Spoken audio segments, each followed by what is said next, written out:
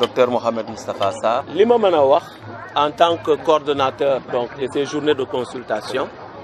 li ma mën a wax c'est que boo xoolee du matin pratiquement nit ñi 5 heures am na ñoo xamante ne pratiquement 5 heures 6 heures du matin lañ fi ñëw pour ces journées de consultation mais avant journée de consultation ñu koy def dañoo commencer par une conférence bi c'était le diabète ak l'HTA.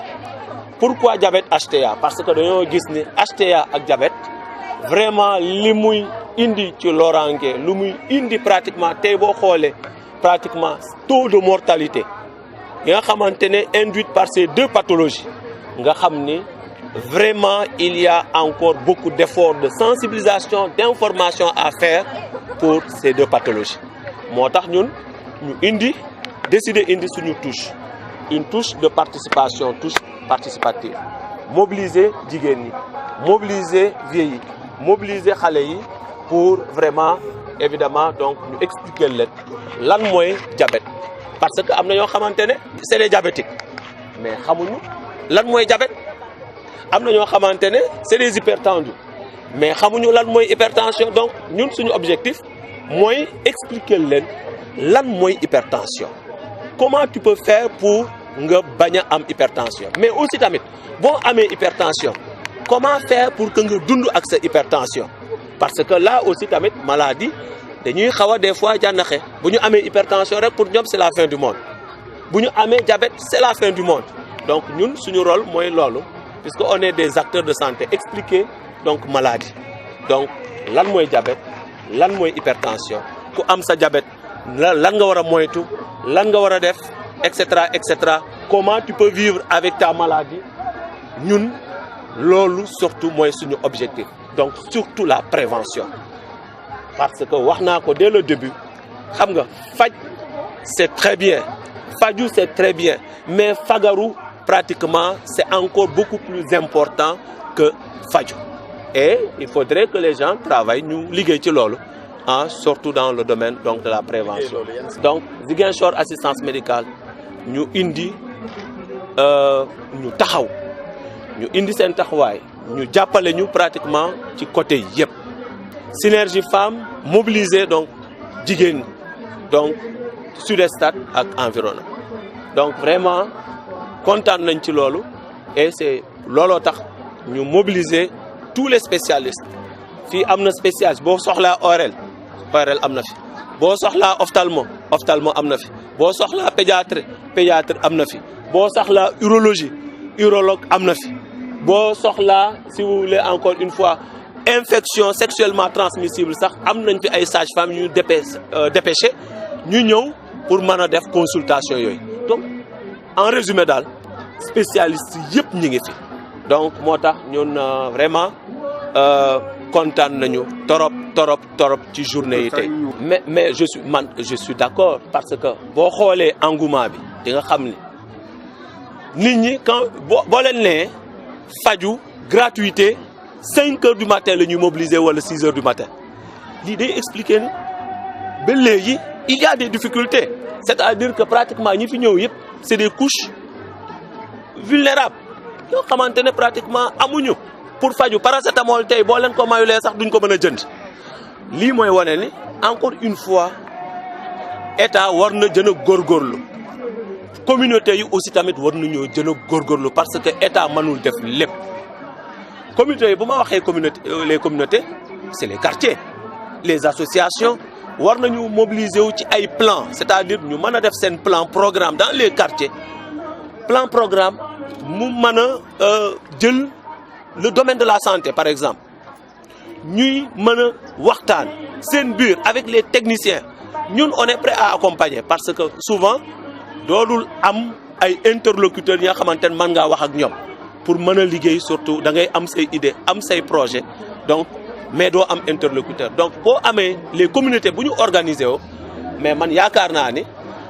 forcément donc dinañu mën a trouver ay solutions donc ci seen problème donc de santé ça c'est une première édition l'année prochaine inchallah bu déwénee inchallah maa ngi ñaan yàlla bu fi kenn manqué donc ñun ñëpp ñu fekkee ko je sais que encore une fois donc engouement bi dina ëppale. ñu tax a jug ñun ñëpp tey nii ñun groupement bu nekk Sud Stade bu tudd SINFEM ñoo nekk en partenariat avec ZAM Ziguinchor assistance médicale ak docteur Sarr pharmacien en partenaire di liggéey ak ñoom pour def consultation gratuite tey fii ci Sud Stade fayu Mbour 1 Mbour 3 environ Thiès yëpp daal loolu moo ñu tax a jug tey ñun waa SINFEM nag ñoo nekk nii membres yaa ngi nii ay quelques membres ñoo nekk fii di lëkkaloo ak docteur Sarr pour liggéey pour soxali suñu gox di jàppale suñu waa gox parce que li ñu nii vraiment c'est venu à son heure parce que Thiès vraiment soxna la lii bu baax a baax a baax ñu ngi remercier monsieur Samb nga xamante ni mooy suñu encadreur moo ñu yore mooy suñu formateur di liggéey ak ñun grâce à moom moo tax monsieur Sarr tànn ñu suñu groupement pour boole ñu ci consultation gratuite yi tey fii ci Sud Stade. ñun femme de développement lañ si développement la ñuy liggéey groupement boo xamante ne franchement ñu ngi sant yàlla parce que amagul sax 1 an mais ay jigéen yu takk yu am Pastef di liggéey ci développement di góorgóorlu ci côté bu nekk di liggéey monsieur Sarr Moustapha docteur gis ñu nu ñu mel suñu taxawaay ak suñu Pastef moo tax mu wooñu pour ñu ñëw sensibiliser suñu waa koñ ñëpp ñu génn pour ñëw faju gratuitement vraiment loolu ku la ci woo da ngaa war a ñëw wuyu parce que Sénégal moom ñëpp xam nañ ni kenn wérul faj la nit ñi soxla ku lay woo ci paj moo xam ne fayoo dara vraiment di nga ci sawar vraiment c'est une première mais kontaan nañ bu baax macha allah parce que wootee rek ñu wusi la sant yàlla la parce que c'est une première bu ñu amee lii war nañ sant nga xam ne bu ñu defaatee incha allah dina romb fii parce que kenn amul jot mais ñëpp dañoo bàyyi seen itte ñëw surtout médecins yi ñuy mobiliser indi leen fii vraiment dimanche nga xamante ni vraiment dafa sacré ci kuy liggéey ñu bàyyi seen activité bàyyi seen repos bàyyi seen famille bàyyi lépp ñëw di ñu jàppale loolu mënuñu lu sant yàlla ak di gërëm docteur Sarr encore une fois bu baax a baax ci loolu ak waa ZAM. madame Silla ne Mareetu Camara dañoo dëkk si koñ bi ñu woonu ñu dañuy consulter fii ay malade tey ñu ñëw ak sunu doom yi ñëw faju si alhamdulilah rabil alamin toppatoo nañu saytu nañu seet nañu dalal nañu te maraat loolu lay ñaan ñun ñëpp dalal nañu si jàmm wax dëgg yàlla ba nu jullee fajar lañ fi ñëw waaye alhamdulilah rabil alamin ñu ngi sant yàlla bu wér di ñaan nag ñun ñëpp yàlla fëgg suñu bopp yi si barke Seydina Muhammad sallallahu alayhi wasallam ñu organiser lii nag chapeau dañ leen di wax ñu ngi leen di sant bu wér ndax ku feebar moom ku la faj rek nga bëgg te ñun danoo feebar ñu ñëw leen gratuitement sans autant ngeen fay dara ñun ñu ngi leen di sant ñu ñëwagul nag bu ñu yëboon nan daw si ñëw fii daal alhamdulilah rabbil alamin jàmm rek lañ fi am. maa ngi tudd docteur Moustapha Faye di servir ci pharmacie Mor Ba bi nekk fii à Parcelles Assainies unité 1 journée consultation bi ñu organisé bi tey ñu ngi koy rafetlu bu baax en tant que pharmacien moo waral sax ñu teew fi assister équipe médicale bi fi ñëw pour jàppale population bi dimbale leen ci man leen na ñëw indi leen seen expertise jàppale leen consulter leen mën leen orienter ku ci am ay maladies yoo xam ne xamoo ko woon ñu ñaax la ci orienter la bu amee garab bi ñu la mën a jox ñu jox la bu amul tamit amee ay examen wala ay analyse yoo war a def ñu orienter la wax la fan nga war a dem ak loo war a moytoog loo war a def ñu koy rafetlu bu baax nag di rafetlu mobilisation population bi parce que déplacé wu nañ en masse ñëw xam ne c'est fi seen yëf la ñu déplacé wu ñoom ñëpp teew si fii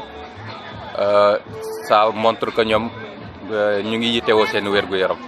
ñu ngi koy rafetlu bu baax te di leen ci ñaax bu baax ñuy gën di leen jàpp di xam ne seen yëf la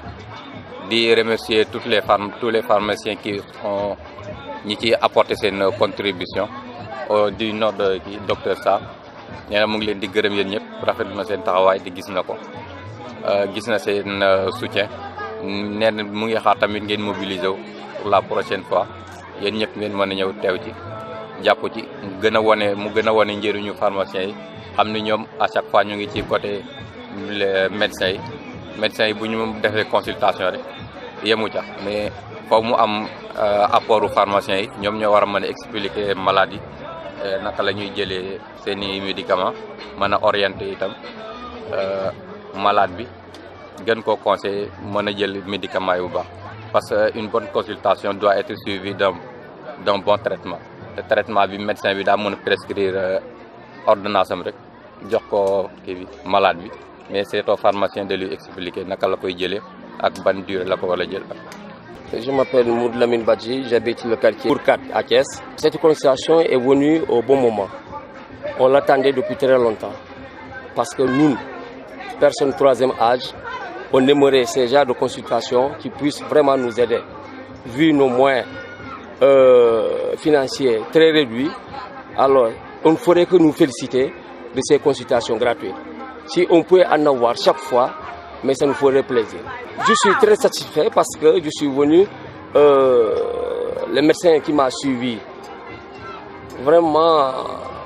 c'est avec un problème de satisfaction que je rentre chez moi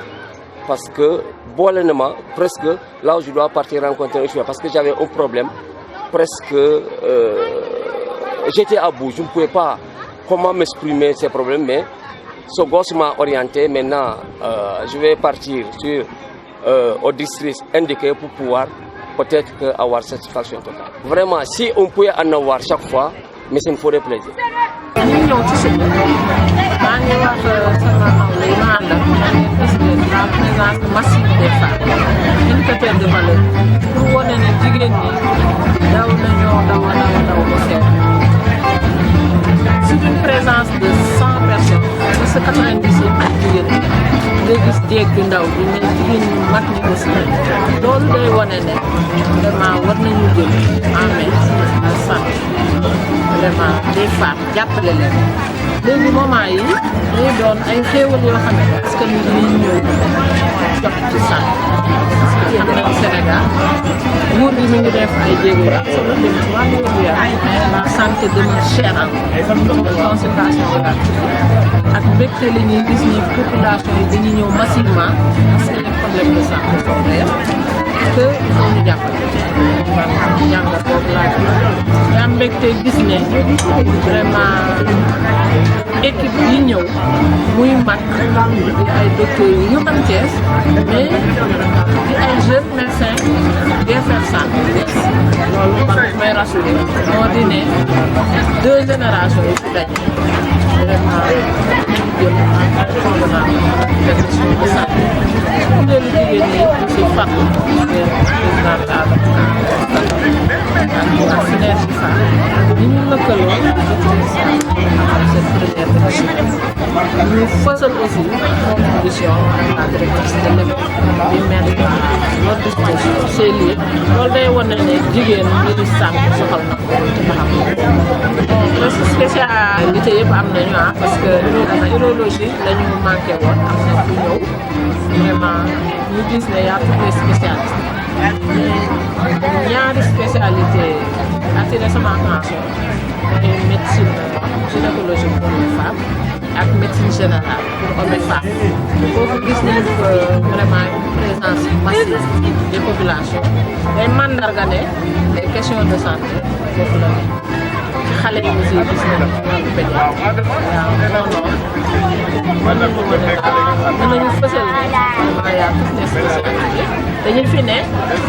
en général dañuy reproché ci consultation gratuite mais xale yi jàng la ñuy mais c'est des médecins yu nit ñi am Thiès ñu ñëw dooleel équipe du DFR santé ak l'association des ressortissants de Casamance. C'est une bonne symbiose gis ngeen ne population